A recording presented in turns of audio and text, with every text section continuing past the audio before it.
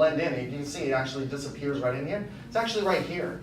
And so if you guys are down there and you're like, where is this fish? I have plenty of these colony of zinnias throughout the exhibit for you to look in. And so it kind of fits the name Hidden Reef, and so it'll cause you to have to look for them. And we hope to get some more of these guys in so you're not constantly looking for the single.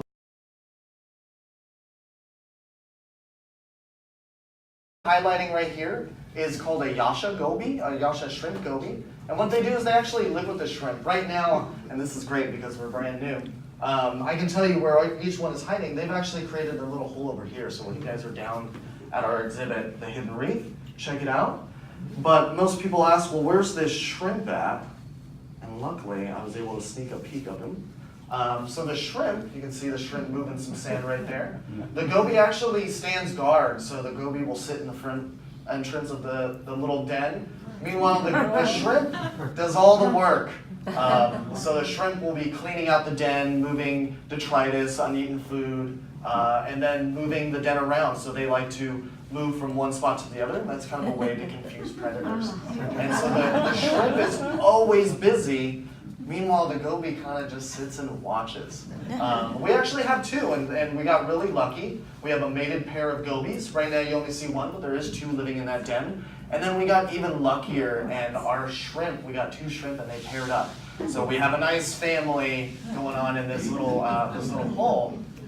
Something that was really fun about these exhibits is because they are hidden animals, you kind of have to think, well, I want to make sure everybody gets a chance to see the animal. You don't want to just throw an animal in there and then people give up and walk away. And so when we build an exhibit like this, we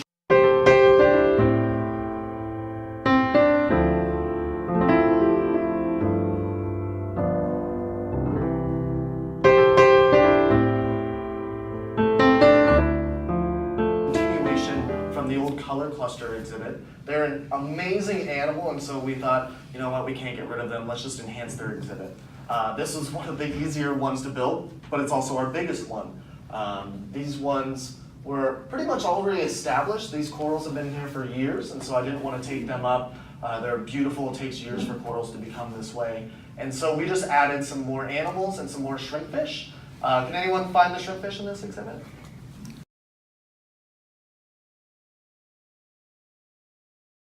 This gorgonian and hide. And so if you guys are in the exhibit and there's a lot of kids around and you notice, where are all the shrimpfish? Guarantee the banging on the windows have caused them to come into here and do exactly what they want to do.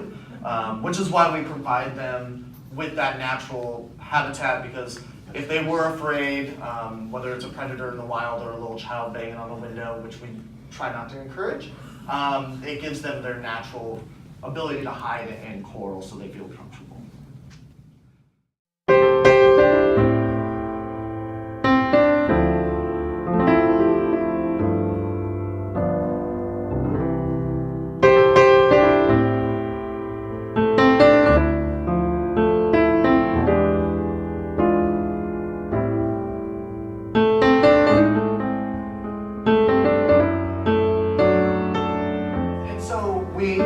Anemone tank with a clownfish, but not just any clownfish. This clownfish is a very rare clownfish in captivity. It's found in a very specific part of the Great Barrier Reef, very southern part. And of course, Charles, thank you he knows the person that actually breeds these clownfish in captivity. These are wideband clownfish, and this is just one. We actually have a mated pair. And so the way we designed this one is just like the other exhibit, we didn't want the anemones to go in the back, because if the anemones go in the back, the clownfish follow. And so the way it's built is actually encouraging the anemones to come to the front of the exhibit. And then we have a lot of open space for potentially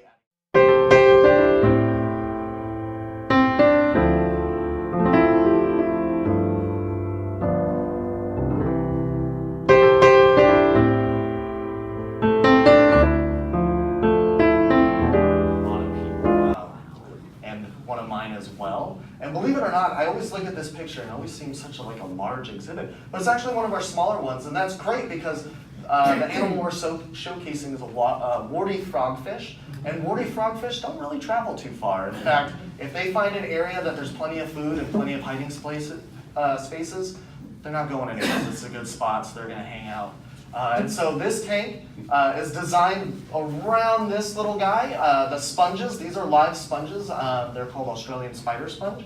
And it's actually a symbiotic relationship between a red sponge, which you can see, and then the white is actually a parazoanthid, so it's a type of coral. And so that grows along the sponge, and when there's food in the water, the corals expand their polyps. That's why this one's all fluffy, this one's not so much. And the minute I saw this little guy, I was like, he looks like just like an Australian spider sponge. He's a little yellow, but he'll change his color to more of a white as he kind of gets used to the exhibit. But you can see he's doing exactly what we wanted to do, which I probably have said several times, that never happens. And so far, a lot of these animals are really doing exactly, I couldn't be happier with them. And so you can see he's actually camouflaged. He's got his nice little red bars, and some of the yellow kind of helps him blend in. We'll go to the next slide. That's a little more of a close-up to kind of get an idea. And then these guys are also ambush predators. So you'll see in this video, there's actually a little shrimp down here. It's a clear shrimp, so I couldn't find a good way for you to be able to see it. But what they do is they wait for these little prey to come by, and he moves slowly towards it and snap, just like that. He grabs that shrimp. And they also have the ability to use a little lure. They have a little lure that sits down right here on their head. And if nothing is coming close like that shrimp, they can actually lure it over to them. And that's actually how we all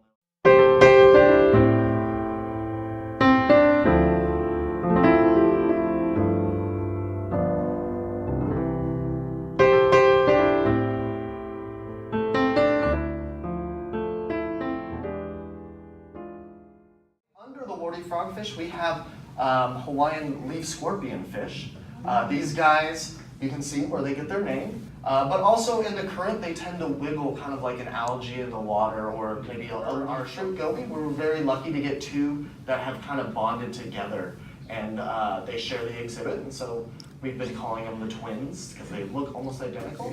And they also have the ability to slowly change color to their environment, and so with this purple, the hopes is eventually they'll start turning more of a purple color, but as we go further on with this exhibit, I hope to add more algae, some more greens, some more reds, to really see what colors can we get out of these guys. In my experience and other biologists' experience, if you don't add color to their exhibit, they tend to just become this brown color. And they're really good at camouflage with the brown color, but it just doesn't pop, doesn't really get your eyes going and everyone excited. But right now they're this color, and we're hopes to get some purple. Looks like we might even get some coralline.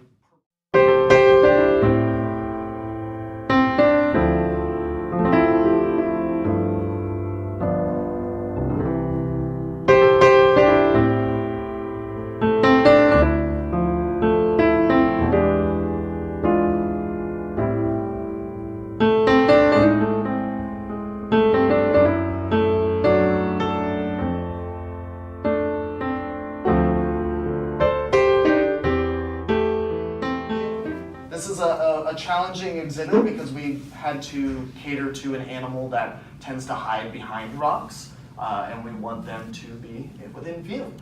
In this exhibit, we're highlighting gold speck jawfish. Anyone see him? I'll give you a hint. He likes to dig holes. I can see his head. It's right here. And to this day, I don't know how we got so lucky to have our jawfish dig a hole right in the window. Normally, they're just like, I'm just going to go behind the rock or behind that big rock, but he did a great job digging that hole. And just to kind of give you a little idea of what he looks like, there he is. Oh, wow. Yeah, and so they'll hang out in this little den and wait for food to come by, and they'll dart out and grab some food. But if a predator or even a big fish come in, they'll just kind of dive into their exhibit.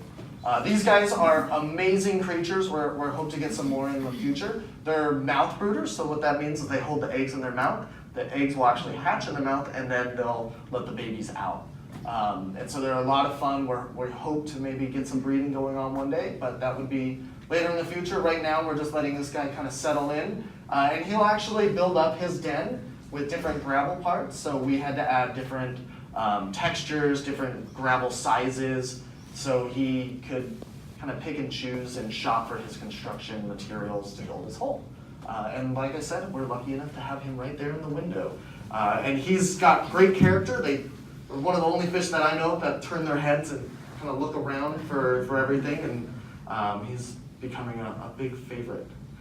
Speaking of favorites, I try not to be biased because I love all my animals, but I'm extremely biased when I say this is my favorite exhibit at the aquarium at Steinhart. And it's because it has my favorite animal, flamboyant cuttlefish. So flamboyant cuttlefish are an amazing creature. They're very charismatic. They have the ability to camouflage better than any cuttlefish that I've seen. These guys can look anywhere from a rock to a leaf to a coral. But what's also great about them is most of the time, they are just extremely pretty.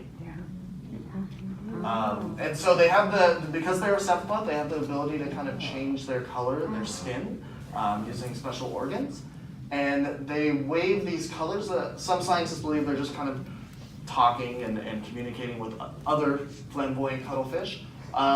But to me, it looks like they're just trying to hypnotize you and just stare. But I probably have too many of these videos, but I can't get enough of them. You can actually see, this is the feeding tentacles sticking out right here. This is the little shrimp. I slowed it down for you so you kind of get an idea. It's a lot faster than this when it was real life. Grabs the shrimp gets pulled into the arms, and they just kind of hold on to it and they munch away at that shrimp. These guys only eat live shrimp, so every morning I will throw in 10 shrimp. We have 5 cuttlefish, so it'll be 2 shrimp for a cuttlefish. And those shrimp will actually distribute into the rockwork. And throughout the day, let's see if I can go back to their exhibit. So throughout the day, they'll be hunting through this different rockwork, and we provide some shade for them.